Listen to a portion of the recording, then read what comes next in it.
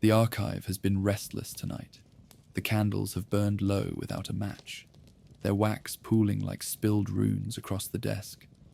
By the door hangs a bundle of rosemary and sage, herbs for memory, for cleansing, though I don't remember placing them there.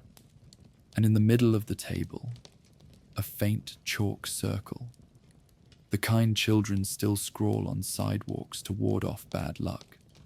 It feels as if the room itself has been practicing old protections. Protections against what, though? Against whispers that turn neighbors into enemies, against glances that curdle milk and sour bread, against names spoken too softly to hear, but loudly enough to condemn.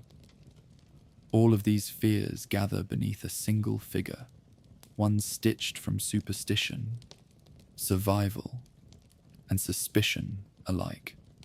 The witch, not the green-skinned, broomstick caricature of storybooks, but something older, stranger, and far more human. Witches were healers, midwives, scapegoats, and sometimes just shadows people swore they saw at the edge of their fields. To speak of witches is to step into centuries of fear and fascination.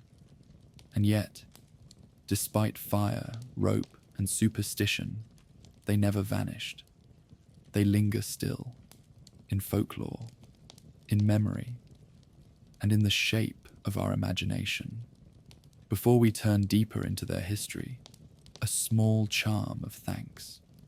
When you tap the like button, these midnight histories drift a little further into the dark, where other wanderers can find their way here. Subscribing keeps your lantern lit, so the archive will always open for you when the shelves stir awake again.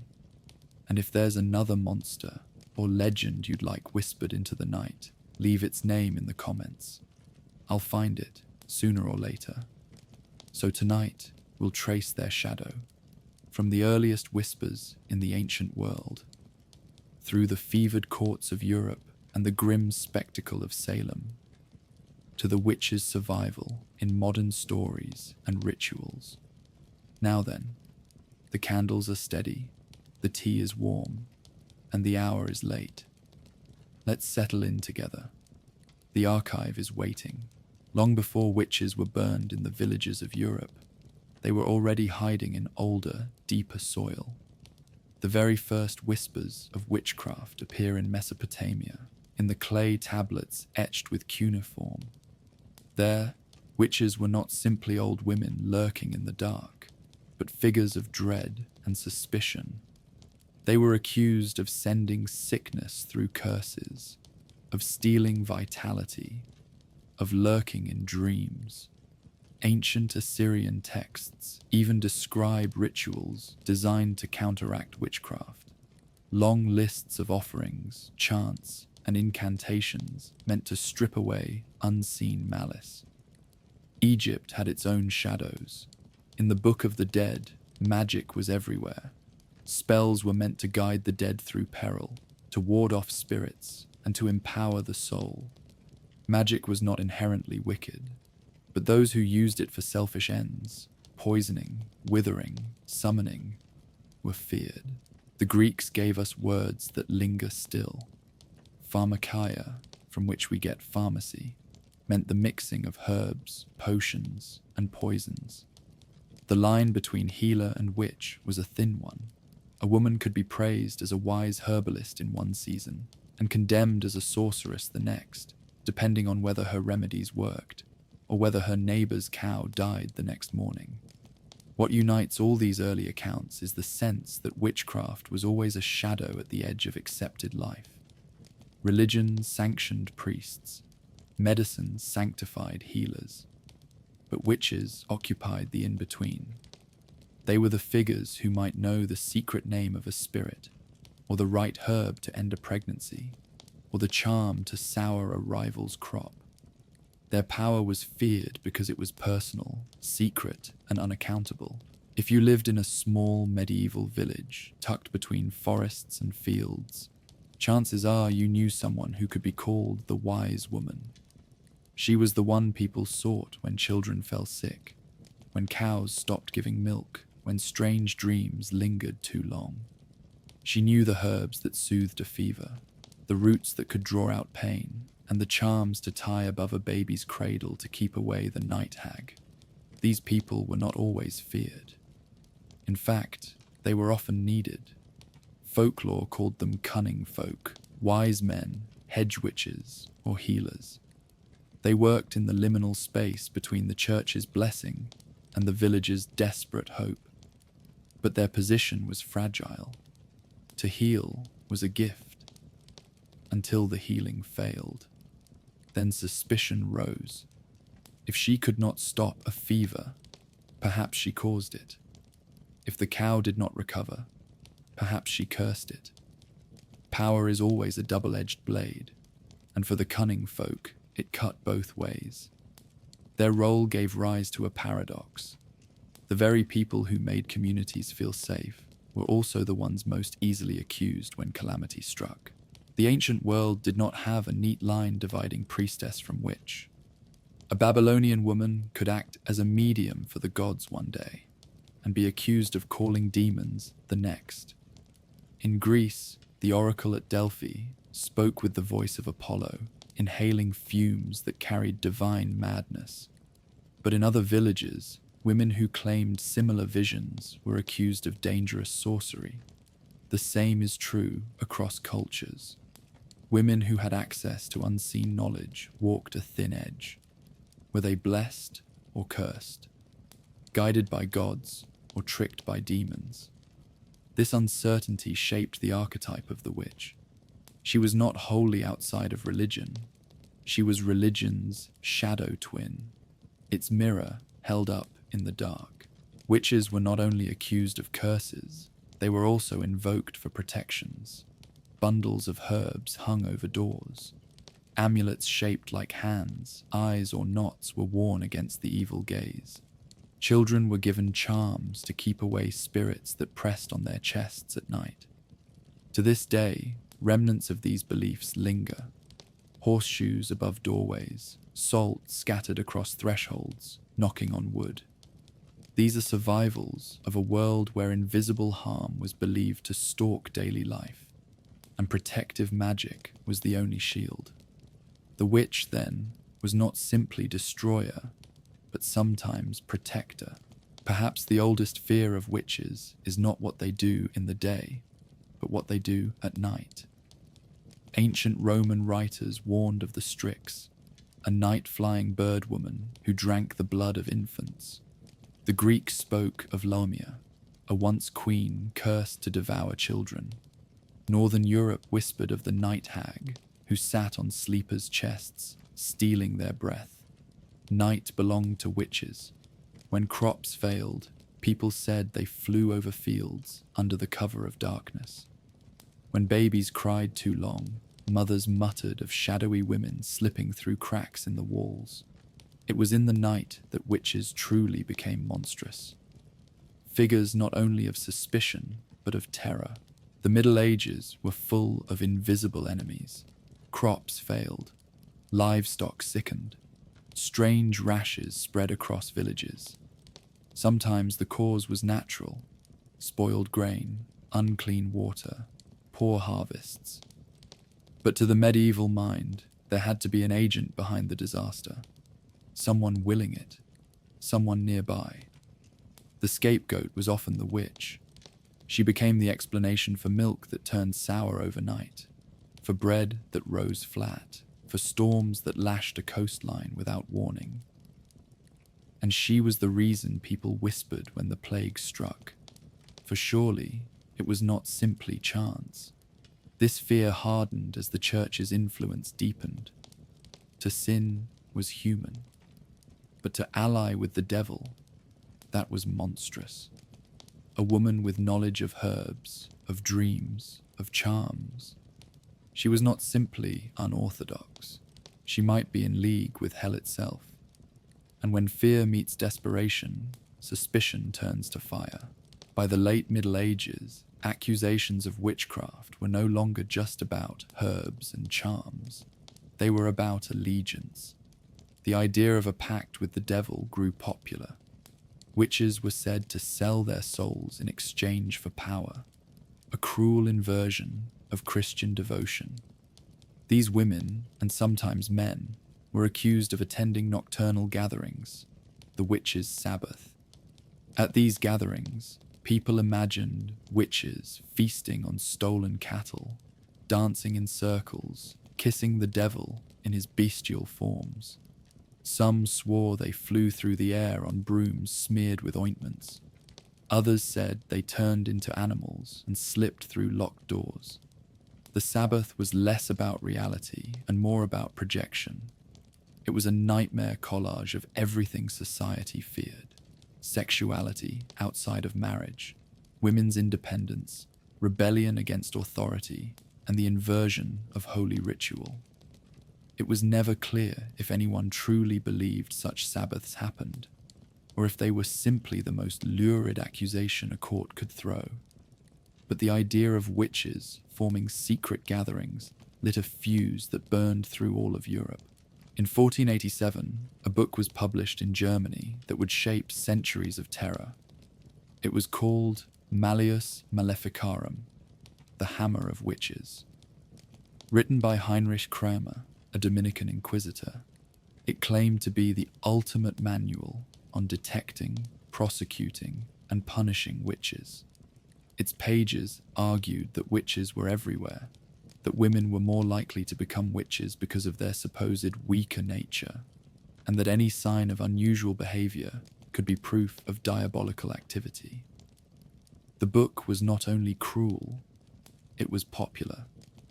It spread through Europe thanks to the printing press, reinforcing the idea that witches were not simply local nuisances, but part of a grand, organized conspiracy against Christendom. What made the Malleus so deadly was its authority. Courts used it as justification. Priests quoted it in sermons. Villagers whispered its words when debating who among them might be the cause of their troubles. It transformed fear into policy. And once fear has a manual, it rarely burns out quickly. The Malleus was tinder. Europe was the fire.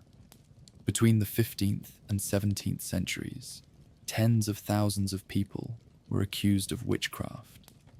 And though accusations spread everywhere, 3 regions became infamous: Germany, France, and Scotland. In Germany, the hunts were ferocious. Entire villages could be consumed. One town might accuse dozens at once, burning them in the square. Records speak of entire families wiped out. Mothers, daughters, even children. Torture was routine, confessions extracted in agony. France wove witchcraft into politics. Accusations reached courts and noble houses. The affair of the poisons in the 17th century shook Paris, when rumors of witches, love potions, and poisonings reached even the king's mistresses. In rural France, too, witches were blamed for storms and blights, dragged before priests and magistrates. Scotland had its own ferocity.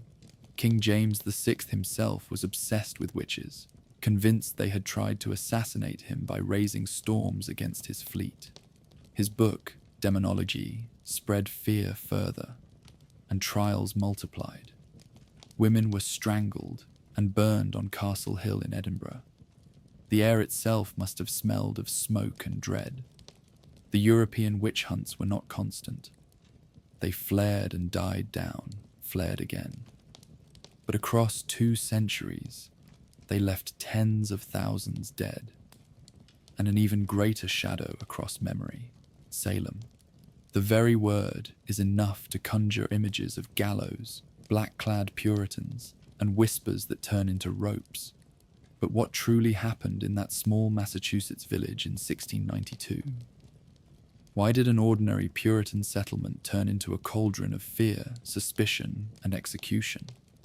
It began, as many stories of witchcraft do, with strange behavior.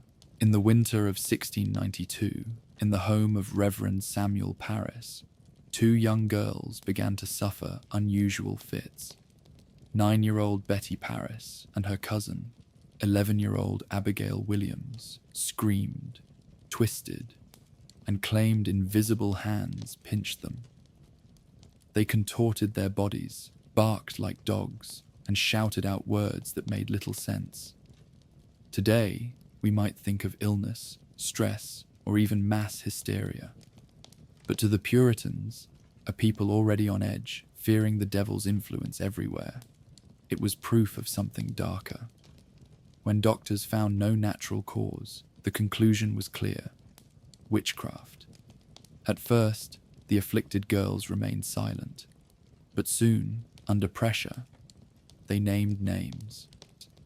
The first three to be accused were easy targets: Tituba, an enslaved woman in the Paris household; Sarah Good, a destitute beggar who muttered curses when denied charity; Sarah Osborne, an older woman who had scandalized neighbors by living with a man outside of marriage. Each of these women stood at the margins of Puritan society. They were vulnerable, disliked, and convenient scapegoats.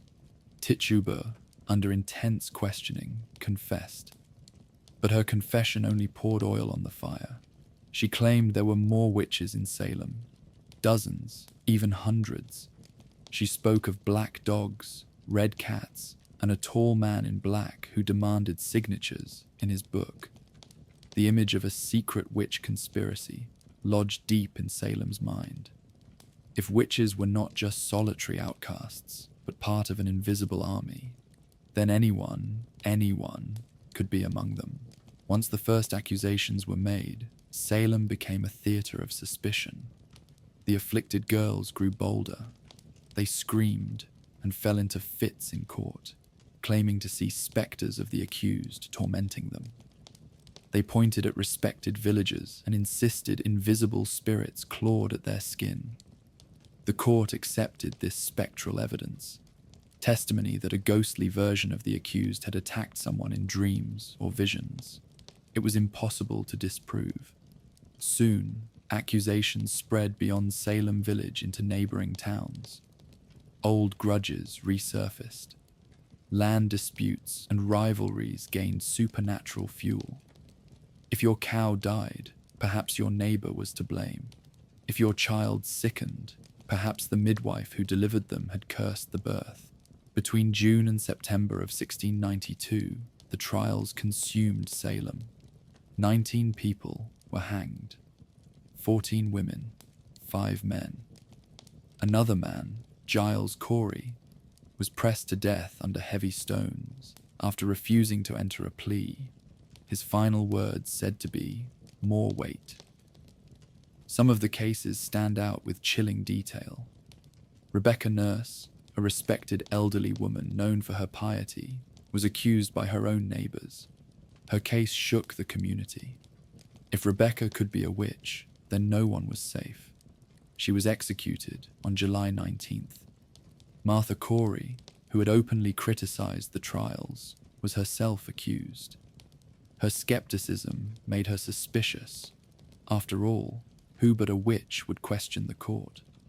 George Burroughs, a former minister of Salem Village, was accused of being the ringleader of the witches. On the gallows, he recited the Lord's Prayer perfectly, something witches were believed incapable of. For a moment, the crowd hesitated, but the judges pressed on, and he was hanged anyway.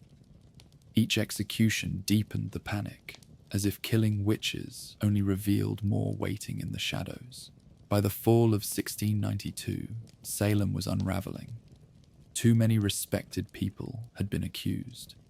Too many doubts crept in. Ministers outside of Salem began to question the use of spectral evidence. The governor's own wife was whispered about. When the tide turned, it turned quickly. The court declared spectral evidence unreliable. The executions stopped. The jails slowly emptied. But for those already hanged, it was too late. Their families lived with the stain for generations. Salem itself carried the wound in its memory. The Salem Witch Trials were not the largest hunt.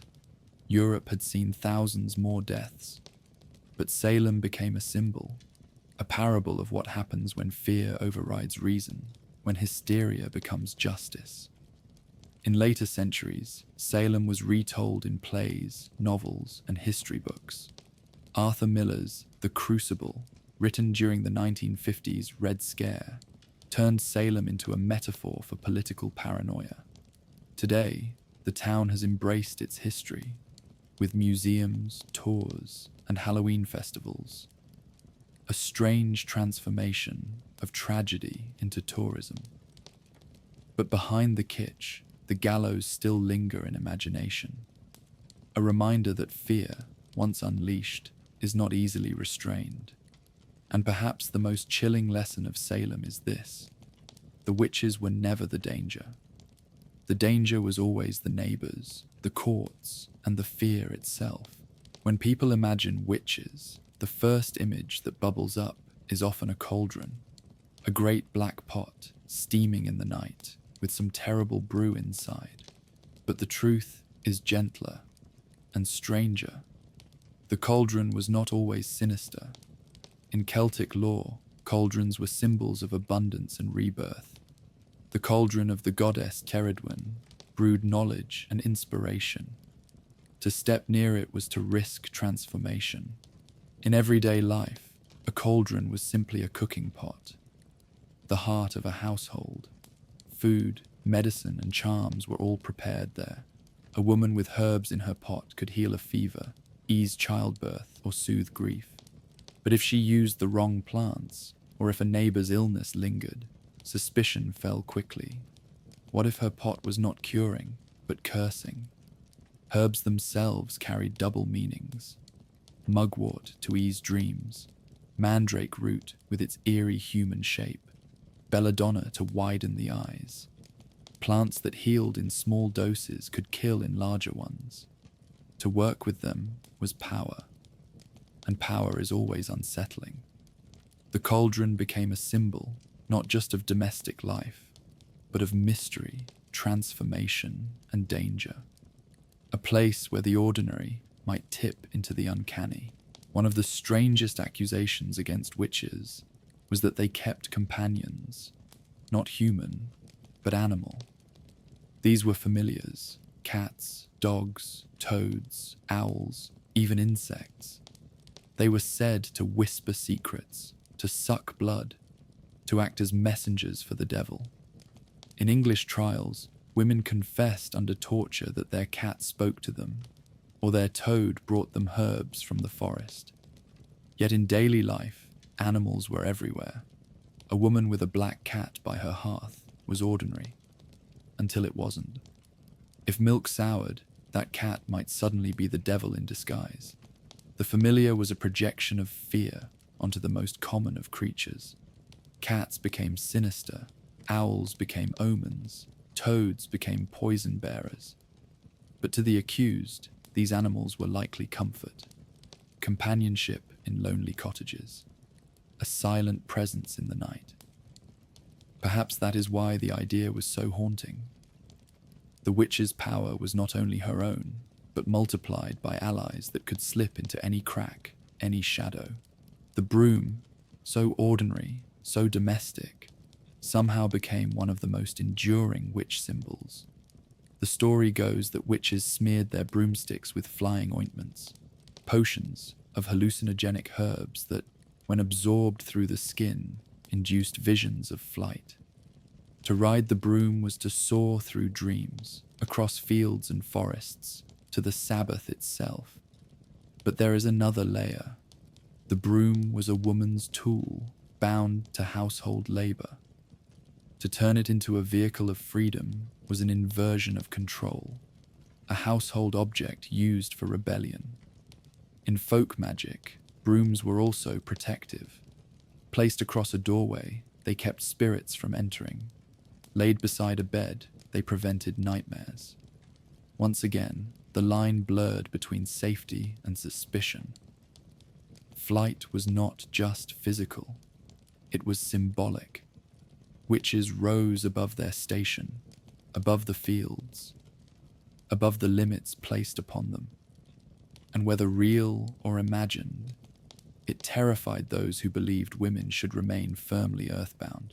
In trials, judges often searched for the witch's mark, a blemish, mole, or scar believed to be the devil's seal.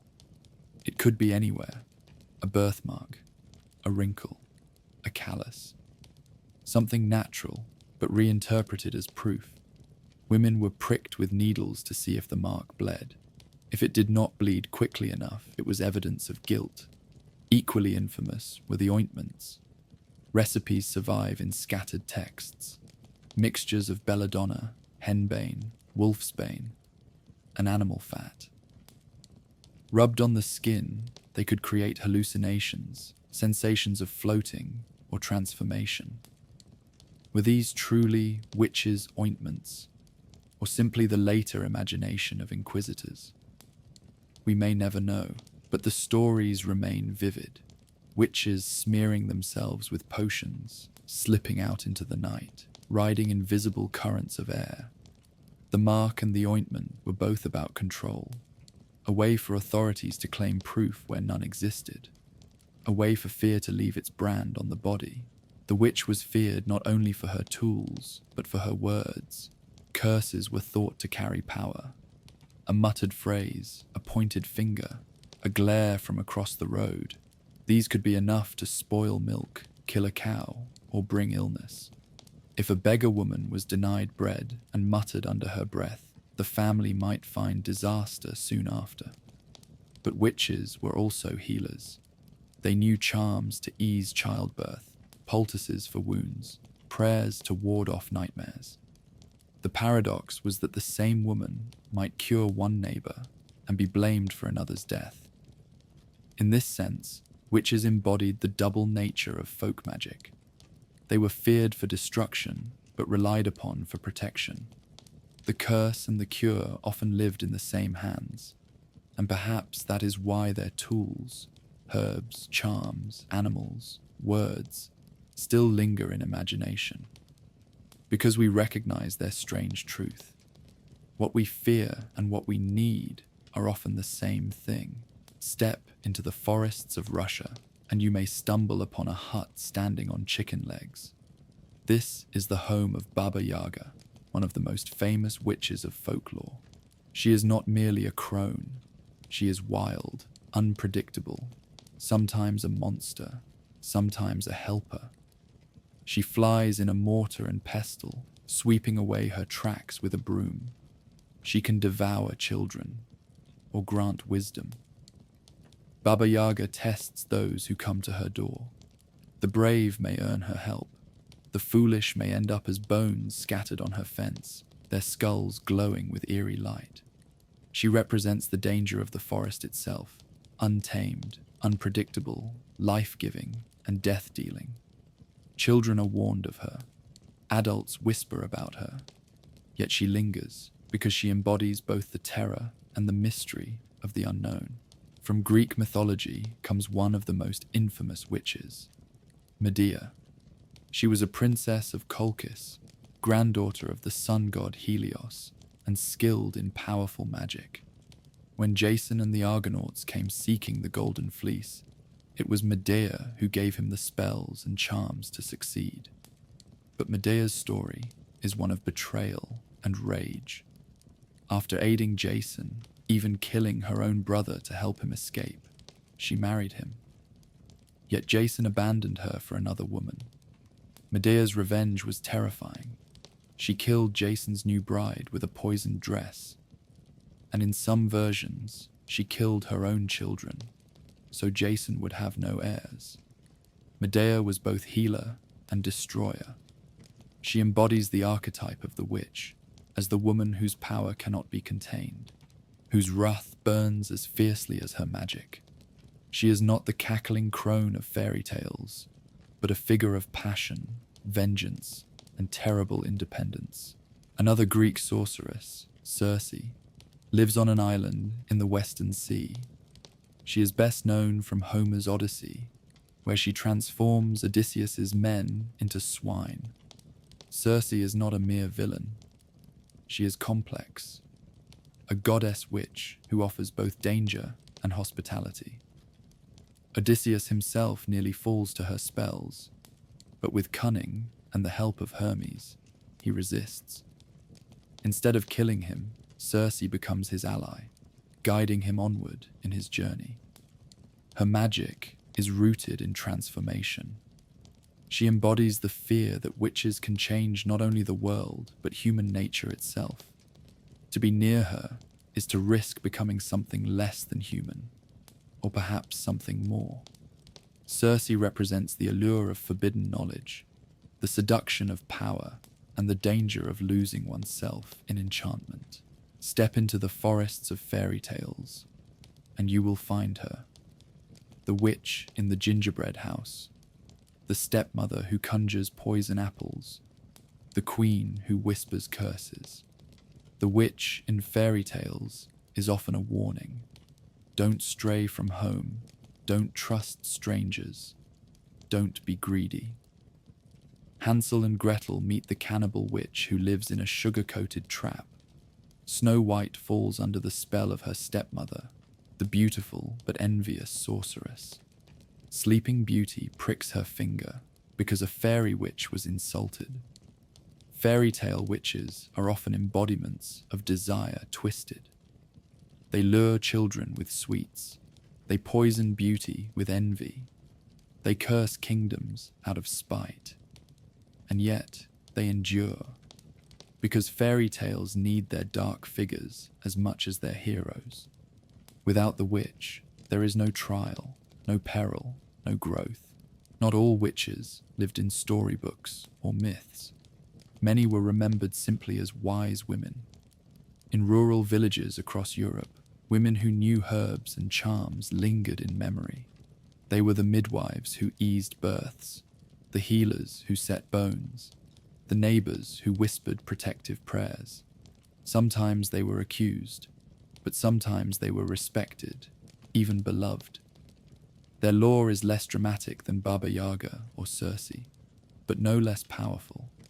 These were the women who kept fragments of older traditions of her, who passed down remedies through generations, who blurred the line between medicine and magic, prayer and spell.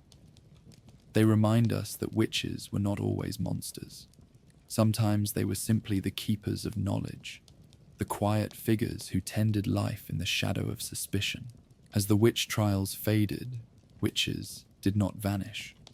They moved into books. The 18th and 19th centuries saw the rise of Gothic literature, shadowy castles, supernatural figures, and the witch reborn as a figure of terror. Writers leaned into the image of the witch as both exotic and dangerous. Sometimes she was a villain, a seductress who lured men to their doom.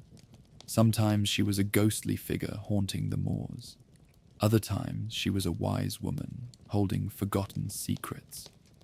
This literary witch was less about trials and more about atmosphere. She became a tool for mood, the storm, the ruin, the whisper at midnight. The page gave her new immortality, and soon she was as much a part of romantic imagination as vampires and spectres. Theatre and film gave witches their most iconic faces. On stage, Shakespeare's Macbeth brought the Weird Sisters, three witches who chant in riddles, stirring their cauldron with eye of newt and toe of frog. They are tricksters, prophets, and agents of fate. Later, cinema gave witches every possible mask. The Wicked Witch of the West in The Wizard of Oz set the standard for green skin, pointed hats, and broomsticks. But then came subversions. Glinda, the Good Witch, friendly and glittering. Horror films made witches terrifying again. From Suspiria to the Blair Witch Project, they returned as figures of lurking dread. Yet children's films softened them into whimsical mentors. On stage and screen, witches became flexible. Villains, helpers, symbols of rebellion, metaphors for power. In the 20th century, witches stepped out of legend and into real-life practice again. Wicca emerged in England in the 1950s, led by figures like Gerald Gardner. It combined elements of folk magic, ceremonial ritual, and reverence for nature. Wicca was not about devil worship, but about honoring the cycles of the earth, the moon, and the seasons. For many, it was a reclaiming. The word witch no longer meant only accusation and fear. It became an identity, a choice, a spiritual path. Ritual circles, moonlit gatherings, the lighting of candles and herbs, all framed not as sinister, but as sacred. Wicca spread across the world, inspiring broader neo-pagan movements and new forms of witchcraft. In this way, witches returned not as monsters of imagination, but as practitioners of a living tradition. The 20th and 21st centuries gave witches new life in popular culture. They became charming and rebellious in television shows like Bewitched and Sabrina the Teenage Witch. They became powerful and complex in Harry Potter, Practical Magic, and Charmed. They became terrifying again in The Witch and Hereditary. Witches shifted with culture. In times of rebellion, they were symbols of independence. In times of fear, they returned as monsters. They reflected anxieties about women, power, the unknown, just as they always had. But what changed was the range. Witches could now be heroes, villains, mentors, or comic relief. They became every shade of human experience, wrapped in magic. Today, the witch has been reclaimed as a symbol of resistance. She is no longer only the monster at the edge of the village. She is the woman who refuses to be silenced, the outsider who embraces her otherness, the survivor who turns stigma into strength. From protest posters to fashion, from TikTok to scholarly essays, the witch stands as a figure of empowerment. She embodies the idea that what was once feared can be embraced. What was once punished can become a badge of defiance. The witch has always been a mirror of fear, of desire, of rebellion. In the modern world, she reflects the possibility of reclaiming power, of transforming shame into pride. And so the story of witches does not end in smoke and rope. It continues in new rituals, in new stories, and in the quiet strength of those who dare to call themselves witches today. And so, the shadow fades.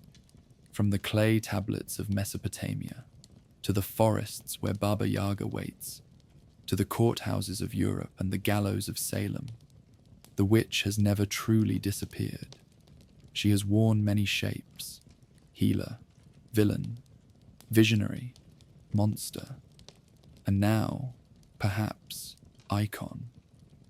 What makes the witch endure is not just fear, it is recognition, a sense that in her we see the figure who resists, who survives, who carries knowledge others would rather forget. The fires burned, the courts condemned, the stories twisted, and yet still she lingers.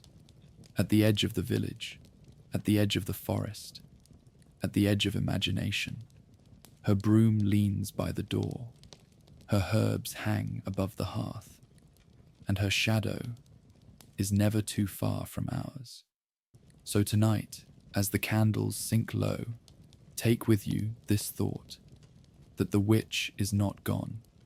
She has simply changed her face. For now, the tea is cold, the candles are nearly spent, and the archive grows still again. Until next time, rest well, and beware the whispers that never quite die out.